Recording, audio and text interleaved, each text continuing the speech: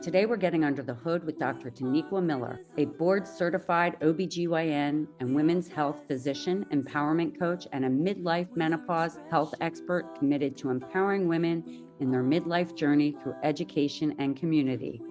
Dr. Miller trained in psychology at Yale University and earned her medical degree from Harvard Medical School before completing her residency training in obstetrics and gynecology at the University of Virginia. She is a fellow of the American College of Obstetricians and Gynecologists and is recognized as a nationally certified menopause practitioner for the North American Menopause Society. So what's your story, Dr. Miller?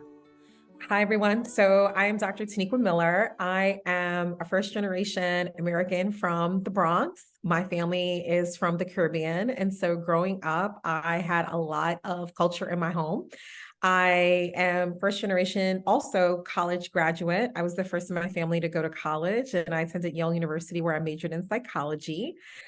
I am a national menopause expert. I am certified through the North American Menopause Society, and my journey to becoming a midlife menopausal health expert was one that if you had told me during my training that this is where I would be, I probably would have laughed. But there was a patient that I encountered really early in my journey to becoming a physician that really changed my trajectory and made this my life's work.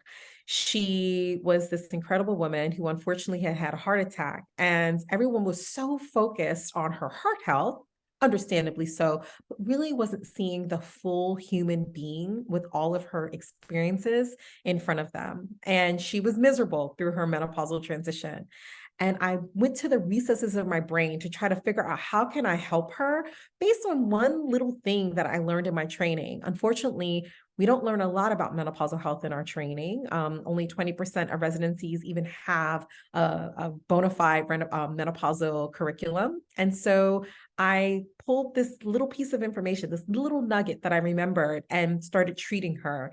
And within a month's time, she was feeling so much better. And it made me realize that when we start siloing body parts and we no longer look at individuals as the full human experience, that we really do them a disservice.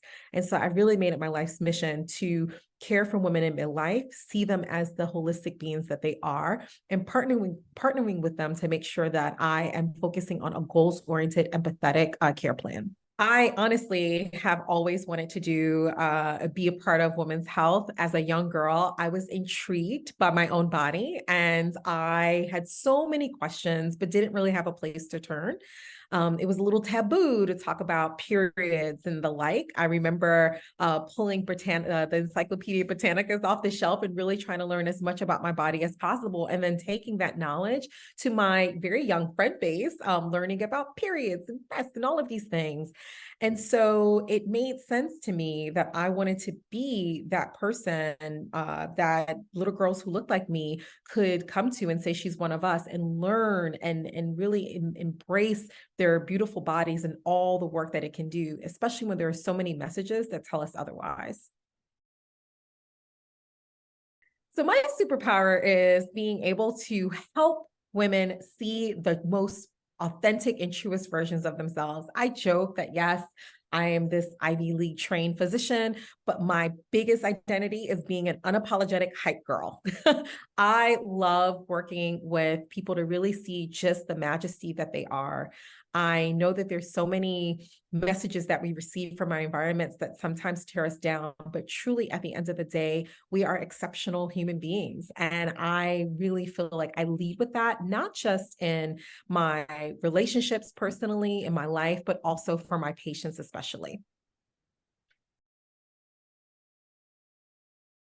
One of the things that I pride myself on is always showing up with excellence and assuming excellence of the people that I encounter. I love starting out my visits with my patients by literally asking them, what's your goal for today? If you could pick one or two things that you want to make sure that you're leaving this visit with, and you want to feel really confident about what it is, what is your goal? It's not about me. It's not about me as the physician. It's all about their experience and what they can leave with.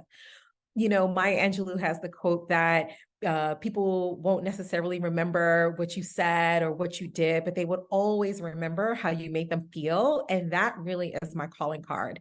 I want to make sure that when someone comes and cross path with me, that they remember how I made them feel, that I made them feel incredible, powerful, empowered. That is how I use my superpower.